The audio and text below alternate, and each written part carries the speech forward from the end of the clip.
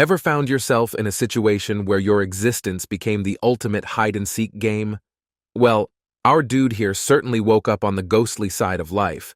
Now he's on a quest to figure out the hows and whys of his spectral existence, and maybe drop a boo or two. Let's dive into the ghostly tale. So welcome back to our movie mystery box. Now picture this, a lively dinner party celebrating Nick's birthday, complete with a heartfelt speech from his mom. But wait, there's a twist.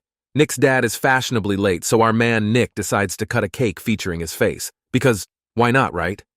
Suddenly he's in the house contemplating a face-off with a pistol. But the plot twists again. It was all just a dream. Now, cue a breakfast with his mom, where even the pancakes wear a confused smiley face for this grown man. Nick suggests a writer's course in London, and his mom's not exactly jumping on the enthusiasm train. Breakfast smile turns into a frown. Cute, right? On the way to school, Nick pedals his bicycle, perhaps contemplating the meaning of life or just dodging traffic. School life kicks in, and he's into some shady business exchange, swapping homework like it's the new cryptocurrency. Then a classic move, his girlfriend pops up, asking the inevitable party tomorrow night question. Nick, the master of bad timing, declines, claiming to be busy. Now enter the drama squad, 2 guys and a girl hunting a debtor. The gang leader, Annie, throws in a knife threat, but all she manages is a fancy finger scratch. Nick's classroom transforms into a poetic battleground. Our man, now a bard, dazzles the class with verses, but alas, the applause is more like snores. The bell rings, bags are packed, and the scene shifts to the cafeteria. Pete, Nick's loyal friend with a debt history, becomes the center of attention. Nick, the knight in not-so-shiny armor, pays off Pete's dues and whispers sweet, "You are so broken," nothing in Annie's ear. Cue Annie's attack mode, because broken dudes just can't catch a break. The school hallway is now the unofficial boxing ring, and our contenders are gearing up for a heart-to-heart. Annie, with her no-nonsense attitude, tells Pete he's not the moral high ground, especially since he's in the essay-selling business. Enter the principal, stage left, and Annie gets the golden ticket. A one-way trip home. Cut to Annie's homestead, where the stepmom is dishing out dinner for the younger brother. Cue the tension meter going off the charts. Annie, never one to back down, confronts the stepmom about her culinary skills, initiating a domestic showdown between dad and stepmom. Annie, in her rebel spirit, skips the drama and whips up a sandwich for her little bro, Victor. The scene transitions, and Victor drops the million-dollar question. Are you going out tonight? Annie, cool as ice, confirms with a sly smile, instantly transforming Victor's mood from meh to party time. Meanwhile, over at Nick's crib, Pete makes an entrance, delivering some A-grade teasing about Nick's recent bout with Annie. Classic Pete move. The banter continues as Nick spills the beans about a party on the horizon. But hold the phone. Nick's got a London escape plan for a writer's program, unbeknownst to the ultimate micromanager, his mom. Annie, with her partner in crime Marcus, decides robbing a jewelry store is the perfect date night. The charismatic criminal smashes his way into the glass paradise, grabbing shiny accessories like it's a supermarket sweep. Cue the getaway in the not-so-speedy Mercedes. Marcus might beg to differ. The next morning she gets ready for school and is leaving with the bag. Marcus asks her to leave the bag with him, but she refuses and says he'll do nothing about it, but he does something. He takes his phone and puts a call through to the police. Oh, what a rat. At school, we see Annie take the bag and put it in her locker. When she closes her locker, she sees Pete giving her a stare down. A few minutes later, the cops show up, open her locker, find a jeweler in the bag and take her away. She calls Marcus from the station and gives him the update. The question lingers in the air. How did they find out? Meanwhile, back in the land of friendships and farewells, Pete bids adieu to Nick. It's a hug-filled moment, and it's causing more ripples than a stone in a pond. His mom, ever the detective, has uncovered the secret travel plans. The airline spilled the beans about the flight change, and now Nick's caught in the act. Mom's not pleased, and she's got that living with a stranger vibe. Nick, the stealthy adventurer, readies himself for the unknown. So Pete's strutting along, minding his own business when out of the blue, bam! A wild punch appears. Surprise, it's Annie's crew. Under the agony, he cracks and spills the beans, or so we think. Pete's grand revelation is Nick, the best friend. Plot twist, right? He figured Nick would have jetted off by now, leaving Annie with no punching bag. Sadly, Nick's flight got its delay memo, and he's still in town. Nick, unaware of the drama, is at a party, doing the let's go to London routine with his girl. He even tosses her the ticket with a have a blast vibe. Mom's speech did a 180 on him, and now he's not eager for the London escapade anymore. Cue ominous foreshadowing, but here comes trouble, quite literally. Annie and her posse turn Nick's walk home into a horror show. They play bumper cars, shove him into a ditch, and the beatdown fiesta begins. Pete pops out of the car, trying to explain his twisted logic, but it's like trying to have a serious conversation at a rock concert. Annie lifts Nick and fires the million-dollar question, who's broken now? Nick, not one to back down, fires back with a cool, you are. Ballsy move, Nick. One kick to the face later, and Nick's out cold. They toss him in a hole, watch and all, but oh, plot twist again, the watch falls off unnoticed. Pete, my man, you've just graduated from shady logic to full-blown accomplice. Cut to Annie's home confessional with Marcus. She spills the tea about offing the snitch. Marcus, with a face like he just realized he left the oven on, knows she's got the wrong guy. Cue an awkward exit for Annie, courtesy of parole concerns from Marcus. Annie's steaming mad, feeling like she just found out her favorite show got canceled. She unleashes fury in his workshop, delivers a kiss loaded with irony, and makes a dramatic exit. Next morning's agenda, she's torching the evidence from her escapades. Hold on to your plot twists because Nick, Mr. supposedly 6 feet under, strolls out of the woods, looking like he just had a spa day. Now, Nick's in school, but not in the VIP section. His classmates spill secrets. His girl calls him pretentious. Ouch. And his bestie's betrayal is still stinging. Don't trust anybody, bro. In an invisible rage, he tries some telekinesis. Spoiler alert, books remain unimpressed. Off to the principal's office, where Nick's mastering the art of being unseen John Cena style, shouting at mom during detective hour. Home, school, hit by a car, run over by a truck, all in a day's invisible work. Home sweet home, detectives playing Sherlock on his case. Nick, trying to be the ghost of clarity, attempts to tell mom he's R.I.P. The interrogation dance begins. Annie spins her yarn and Nick referees. Plot twist. Annie went all ninja on Nick because she thought he snitched. Nick, done with being the invisible puppet master, tries a more direct approach. Spoiler alert.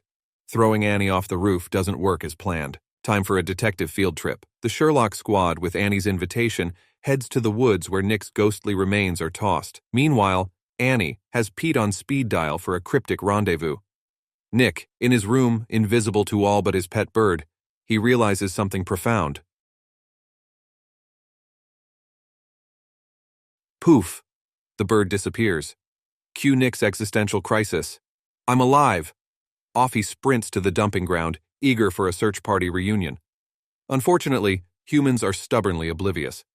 The dog, seeming like Nick's last hope for visibility, pulls a classic plot twist and looks away.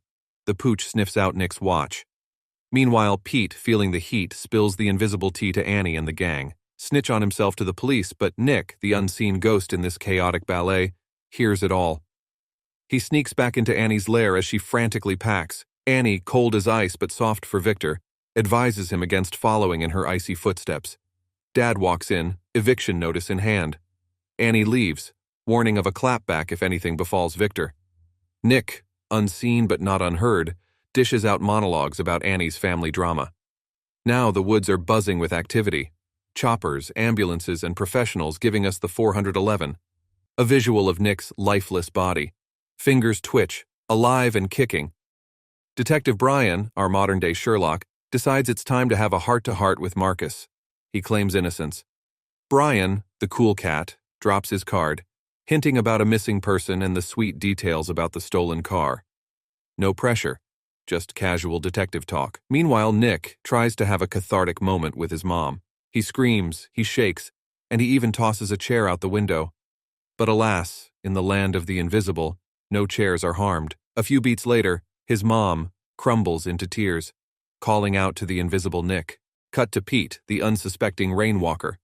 Marcus, the man of the hour, appears out of nowhere, armed with a gun and some ominous vibes. Pete spills the beans about the dumping site. The following day, Marcus plays the old bait and switch with Annie, trying to lure her into a trap. Annie, being no rookie, flips the script and sends Pete into the lion's den. Detective Kate tails Pete, courtesy of Nick's invisible guidance. But the plot twists when Marcus, like a vengeful phantom, pops up behind Annie with a firearm encore. He escorts her to the bridge's ominous rendezvous point, while Pete, the lucky soul, is given the freedom to dash home. Surprised, the police are fashionably late to the party. Annie defies the odds, pulling a daring escape that would make superheroes blush. Nick, with a chorus of warnings, tries to be the unsolicited GPS for Annie's misadventure. She hears him, and in a moment of exchange, she yells back, leaving Nick thinking, "She heard me." Cut to a club, Annie's new hangout. In a ring for cash exchange, she decides to let loose, showcasing some questionable dance moves that Nick can't unsee. The next day, she pays respects at her mother's grave, and a vulnerable Nick admits to sometimes wishing his mom were the one who bit the dust instead of his dad. He implores Annie to spill the beans on his hidden corpse location. She remains silent, leaving Nick to doggedly follow her. Nightfall brings an unexpected school break-in. Annie, playing Robin Hood, leaves an envelope of cash for Victor. Nick seizes the opportunity to remind her of his impending demise, hinting that she holds the cards to his salvation. Misery accompanies Annie to the shower, with Nick, the invisible gentleman, making a point not to peek. Nick in the hole takes a basketball court nap, silently running his spectral hands through Annie, who is blissfully unaware. The morning after his spectral stroll, Nick gets an unsolicited wake-up call from the basketball team, and we're left pondering whether ghosts even need beauty sleep. Nick's place, she's flipping through Nick's nostalgic photo collection. Just as the air gets a whiff of romance, do not tell me these two are falling in love because you, even Nick, are out here smiling while his body's decaying in that hole. Nick's mom barges in, crushing any potential ghostly love story.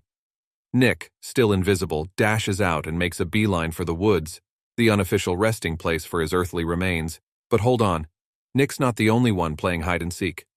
Someone's been on a midnight scavenger hunt, and Nick, in ghostly narrator mode, enlightens Annie about this mysterious body mover.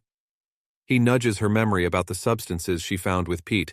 Off to school she goes, ready to squeeze Pete for answers. Pete, in classic confessional mode, spills the beans that Nick didn't rat her out. But hey, he and Marcus decided to give Nick's body a change of scenery. Enter Marcus, who gets a surprise visit in his car. Annie, orchestrating a role reversal moment, with a gun in hand, she commands him to kneel at the precipice. In the land of transitions, Pete's attempting a self-delete, while Nick, pleading for his virtual life, is just background noise to Pete. In this twilight zone, Pete and Nick connect, having a spectral chat about body relocation. Before you know it, Pete's parents walk in on his not-quite-dead-yet state, and Annie, leaving Marcus in the lurch, pivots to find Nick. But clapping him isn't on her agenda. Bad move because Marcus, with a shooter's flair, retaliates. Annie doesn't bite the bullet but has enough firepower to return the favor, then dials up Detective Brian. She spills the ghostly beans, revealing Nick's location, confesses her siblings' love in her locker, and off she goes. The cops, now on a damn mission, are a step behind. Meanwhile, Nick's beat them to the punch, finding his body. No self-rescue here, just a surreal moment of Nick touching, well, himself. Not in that way, of course. The dam gates swing wide, and Nick finds himself in an unwanted aquatic adventure. Kate, the cop with a knack for ordering gates around, yells for them to slam shut. Now the entire police force is on a manhunt for Nick, and Brian, the detective with a knack for finding missing people, locates him. Everyone dashes to the scene, and lo and behold, Nick is alive. They whisk him into the ambulance, and Annie, bleeding but not beaten, watches from afar. She crawls into her car and, in a very Annie fashion, goes for an unplanned nap. She's rudely awakened by a cop who asks her to exit the vehicle, but Annie, ever rebellious, hits the gas instead. At the hospital, Nick's mom anxiously watches as doctors attempt to stitch her son back together.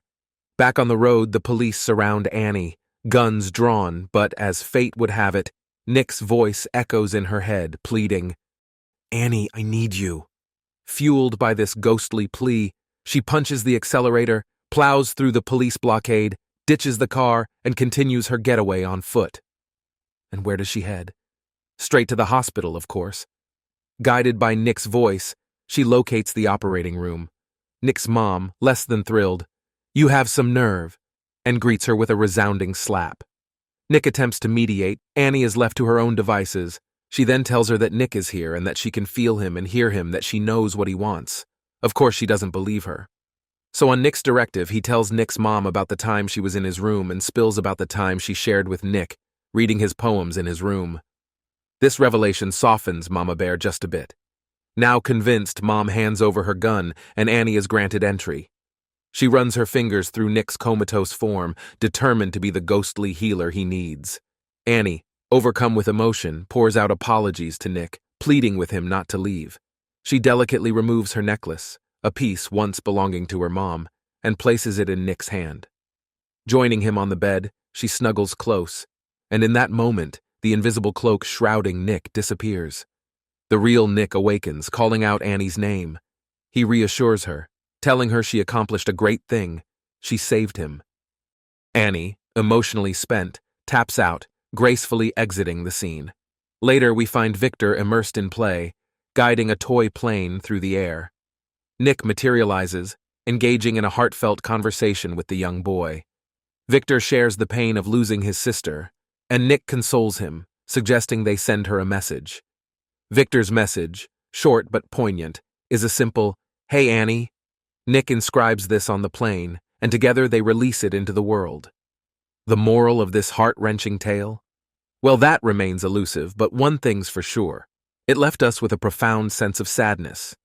I trust you enjoyed the movie recap. Explore all our playlists catering to different genres on our channel. Feel free to check them out, and if you liked this video, give it a thumbs up and consider subscribing. Who knows? Maybe together we can change the world, one subscription at a time. Peace out.